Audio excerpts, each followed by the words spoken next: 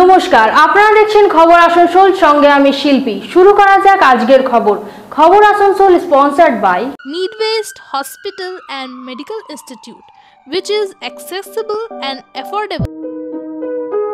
Welcome to Payal Multi Plaza, a one-stop solution for all your shopping needs. Other Suvidha, Galaxy Apartment. We turn your dreams into reality.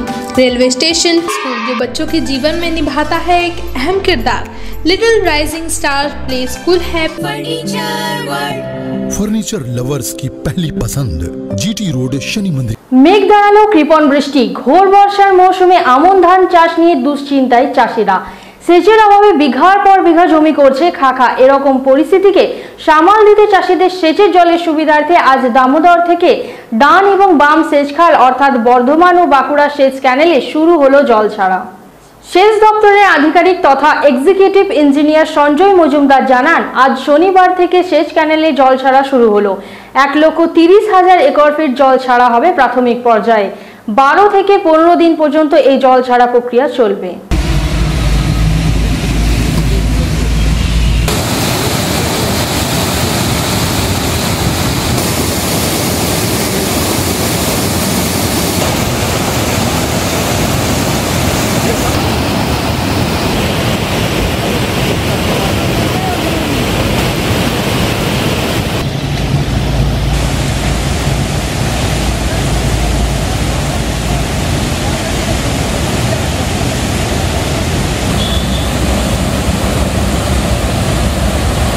এবছর যেটা বর্ধমানে গত 21শে জুলাই যে মিটিংটা হয়েছে আমাদের হচ্ছে ডেভেলপমেন্ট কমিটির মিটিং, সেখানে এবছর খারিফ ইরিগেশন 2024-এর জন্য আগামীকাল অর্থাৎ 27 জুলাই থেকে দুর্গাপুর ব্যারেজে লেফট ব্যাঙ্ক এবং রাইট ব্যাঙ্ক দুই ক্যানেল মিলিয়ে 6,000 কিউসেক করে জল ছাড়া হবে এবং এটা হচ্ছে প্রথম পর্যায়ে জল ছাড়া, যেটা অন্তত 12 দিন থেকে 15 দিনের মতো চলবে এবং এটাই হচ্ছে প্রথম ইরিগেশন শুরু হচ্ছে এবং এটা 31শে অক্টোবর অবধি চলবে। এটা তো বর্ষার সময়, এখন তো প্রচুর জল থাকে, তাহলে ক্যানেলগুলো জল ছাড়তেছে কি কারণে? এটা বৃষ্টি, অ্যাকচুয়ালি আমাদের পর্যাপ্ত জল নেই নদীতে, সেই মতো পাঞ্চেত এবং মাইথন জলাধার থেকেই জল ছাড়া হয় এই খারিফের জন্য। সেই জলটাই অ্যাকচুয়ালি পুরো আমাদের এই দামোদর ক্যাচমেন্টের যে টোটাল যে আছে আর কি, আমাদের খারিফ ইরিগেশনে 8 লক্ষ একর ফিট মতো চাষ হয় আমাদের খারিফ, আমন ধানে। সেইটার জন্য ওই পাঞ্চেত এবং মাইথন থেকেই জল ছাড়ার ব্যবস্থা করা হয়। বৃষ্টির পরিমাণ কি কম, সেই জন্য জল ছাড়তে? এবছর বৃষ্টির পরিমাণ কম আছে, এবছর প্রায় 40% মতো বৃষ্টির উপরে ডিবি ক্যাচমেন্টে কম হয়েছে আর কি। ক্যানেলে জল দিলে কি চাষের সুবিধা হয়? হ্যাঁ, এটা চাষের সুবিধার জন্যই দেওয়া আর কি। প্রতি বছর নয়, এবছরও আর কি আমরা ক্যানেল থেকেই বেশিরভাগ চাষটা করা হয় আর কি, ক্যানেলের জল থেকে, কারণ বৃষ্টির জল পর্যাপ্ত এখনো হয়নি। মানে এটা যতদিনে বৃষ্টি হচ্ছে ততদিন মোটামুটি আপনারা? হ্যাঁ, আমরা যতটা আমাদের 1,30,000 একর ফিট মতো জল দেওয়ার কথা বলা হয়েছে আর কি, সেটা 12 থেকে 15 দিন কীরকম আগামী দিনে বৃষ্টি হয় তার উপর অনেকটা ডিপেন্ড করছে, কিন্তু 1,30,000 জল আমরা পাবো। কোন কোন জেলায় সুবিধা পাবে? এটা হচ্ছে পশ্চিম বর্ধমান, বাঁকুড়া, পূর্ব বর্ধমান, হুগলি এবং হাওড়ার কিছুটা অংশ উপকৃত হবে এবং মোট প্রায় 8 লক্ষ প্রায় 20,000 একর ফিট মতো আমরা গত বছর চাষ করতে পেরেছি।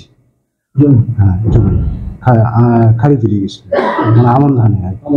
হ্যাঁ, আশা করছি এবার অনেকটাই বৃষ্টির উপর নির্ভর করছে আর কি। আগামী দিনে যেরকম হয়, যদি স্বাভাবিক হয় তাহলে আশা করছি অতটা। এই জলটা কি মাইথন দেবে না? হ্যাঁ, বৃষ্টি যদি মানে গত বছর বৃষ্টি হয়েছিল আর কি, ঠিক আছে, আশা করছি বৃষ্টি হবে আর কি। না হলে মাইথন থেকে নিতে হবে। হ্যাঁ, মাইথন থেকে আর কি, মাইথন থেকে সর্বাধিক ওই যে 1,30,000 একর ফিট জল পাওয়া যাবে আমাদেরকে বলা হয়েছে আর কি। ওইটাই ছাড়া হবে? হ্যাঁ, ওইটাই ছাড়া হবে। এবার যদি আপার ক্যাচমেন্টে যদি বৃষ্টি হয় তাহলে তখন আমাদের আর অসুবিধা হবে না, যেটা গত বছরও হয়নি আর কি। গতকাল সন্ধ্যায় কার্গিল বিজয় দিবস উপলক্ষে বার্নপুর বাড়ি ময়দানে ফার্স্ট ক্যাচ চ্যারিটেবল ফাউন্ডেশনের পক্ষ থেকে এক সভার আয়োজন করা হয়। এই সভায় সম্মান দিয়ে শ্রদ্ধাঞ্জলি জানানো হয় কার্গিল যুদ্ধতে শহীদ হওয়া বীরদের। এই উপলক্ষে সবাই সাংস্কৃতিক অনুষ্ঠানের আয়োজন করা হয়। সভায় কার্গিল যোদ্ধা স্বপন কর মণ্ডলের পাশাপাশি কেন্দ্র তথা রাজ্য সরকারের জওয়ানরা উপস্থিত ছিলেন। সভায় উপস্থিত সম্মানীয় ব্যক্তিদের স্বাগত জানিয়েছেন first care charitable founder Paramjit Singh, president doctor Raman Raj. Kargil যুদ্ধে যিনি অংশগ্রহণ করেছিলেন আর সেই মানুষটিকে আমরা আমাদের মধ্যে পেয়েছি। Shri Swapan Kumar Mandal, ex Indian army officer, Kargil warrior, guest of honour, তিনি আমাদের মধ্যে উপস্থিত হয়েছেন। আমাদের মধ্যে উপস্থিত রয়েছেন ফার্স্ট কেয়ার চ্যারিটেবল ফাউন্ডেশনের অনারেবল প্রেসিডেন্ট। আগুনের পরশমণি, তাদের প্রতি শ্রদ্ধা পরিবেশিত হচ্ছে। আজ 26শে গর্বের দিন। সেই মানুষগুলি, সেই বীর সন্তান, বীর সেনানীদের উদ্দেশ্যে সম্মান জ্ঞাপনের দিন, তাদের ঋণ পরিশোধের দিন, তাদের সাফল্যে বিজয় উৎসবের দিন। আজ প্রতিটি সম্মানীয় অতিথি প্রতি করছেন। আমি তাদের আন্তরিক ধন্যবাদ জ্ঞাপন করছি যে আমরা সুউচ্চ কণ্ঠে বলি, সারে জাহাঁ সে আচ্ছা হিন্দুস্তান হামারা, হাম বুলবুল হ্যায় উসকি এ গুলসিতা হামারা। আসুন আমাদের ফার্স্ট কেয়ার চ্যারিটেবল ফাউন্ডেশনের পক্ষ থেকে আমরা মহাসমারোহে পালন করছি আজকের এই বিজয় দিনটিকে। আমরা খার আসনে বসিয়েছি। আজ সত্যি আমাদের গর্বের দিন। যদিও সেই সঙ্গে আমরা হারিয়েছি 527 জন আমাদের বীর ছিলেন। তারপর আবার তাদের অনুরোধ করব মঞ্চের সামনে গিয়ে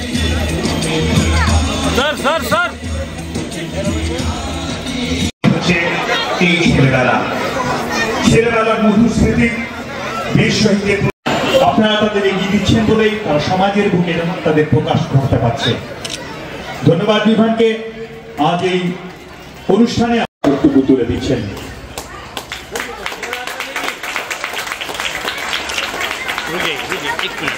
ধন্যবাদ।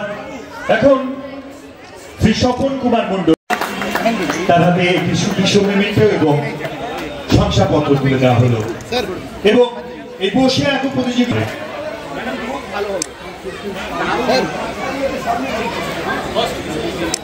শ্রদ্ধার জন্য ধন্যবাদ।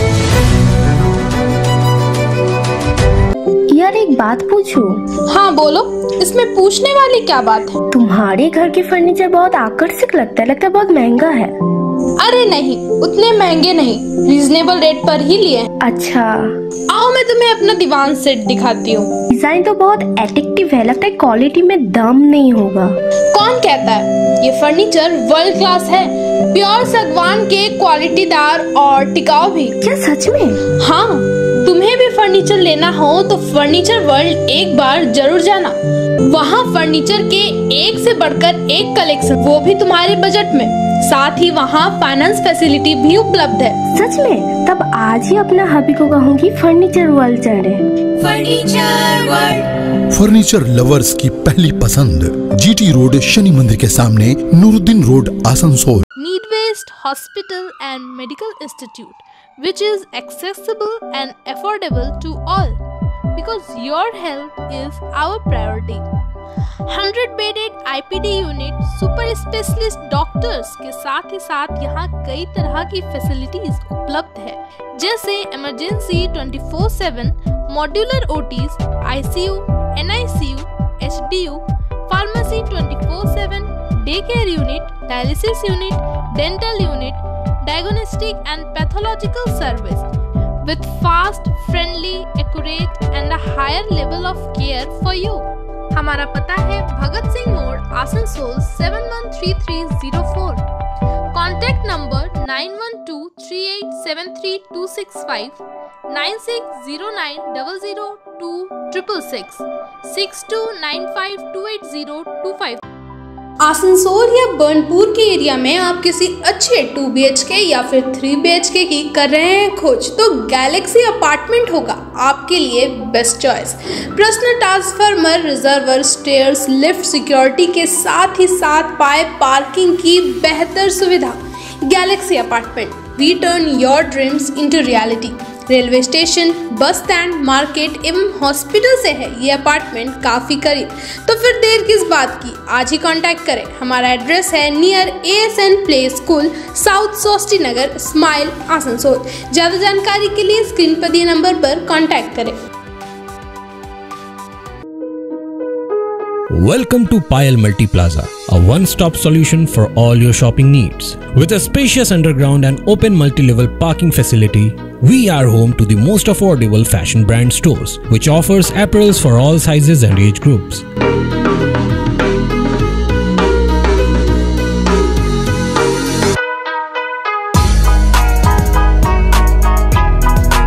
At Payal Fresh, we get all your grocery requirements covered.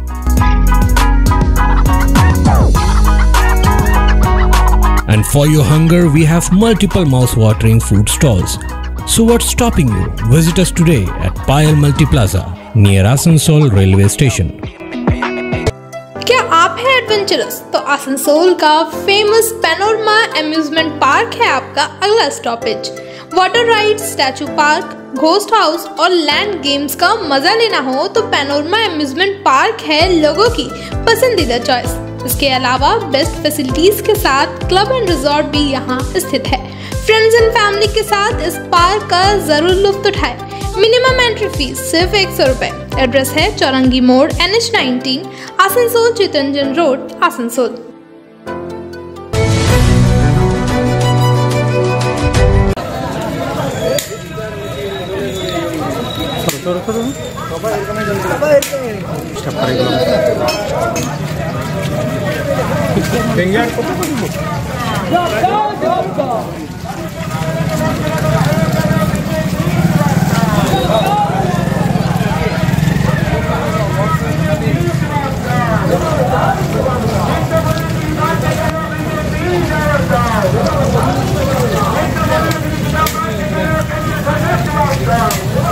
অনেকেই এসেছে, কিন্তু কেন্দ্রীয় সরকার যেভাবে পশ্চিমবঙ্গকে বঞ্চনা করে চলেছে, শুধু এবার নয়, যখন থেকে মোদী গভর্নমেন্ট 2014 সাল থেকে দিল্লির গদিতে বসেছে, তখন থেকে কিভাবে পশ্চিমবঙ্গকে জব্দ করা যায়, CBI, ED, ইনকাম ট্যাক্স দিয়ে প্রথমে চেষ্টা করেছিল, যখন সেটা দিয়ে পাচ্ছে না, তখন তারা বাংলা আবাস যোজনা বন্ধ, পশ্চিমবঙ্গে যত কেন্দ্রীয় প্রকল্প সব তারা বন্ধ করে দিয়েছে, 100 দিনের টাকা বন্ধ করে দিয়েছে।